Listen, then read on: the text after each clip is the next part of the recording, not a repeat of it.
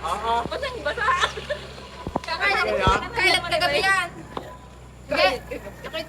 Kami ngayon sa Don Mars, kung saan kitang-kita ang view ng Taal. Maglolomi lang naman kami. Diba? Yan ang Taal Volcano. Ito ang paligid ng Don Mars dito sa Maywawa. Yan po si Kulot, nangangatol na naman sa gutom kaya siya yung nauuna.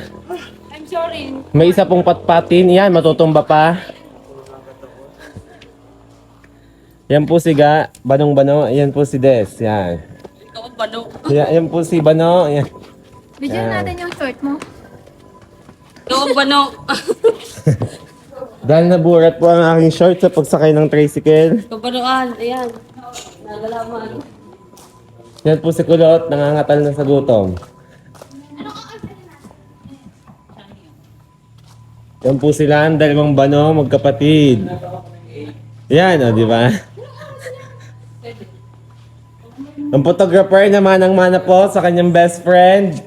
Shout out po sa best friend niyang si Kulot. Alas 8 pa daw. Oras na ka? Kayong dalawa. 7:17 pa lang. Excited kayo eh.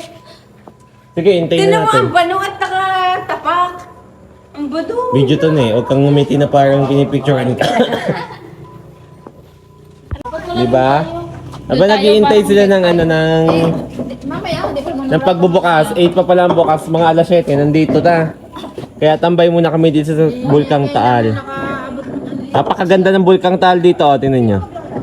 Di ba may usok pa siyang konti? Mahilig kasi siya manigarilyo. Yan. Ay, di mo order kayo na isang chami sa loob. Konti lang, kalahati lang. Yan po ang libre sa amin. Yung Yan. makapal na baso? Mayaman kasi siya. Hindi, yung isa. Yung nasa baba. Yan ang mga nanlilibre. Oo. Diba? Oh,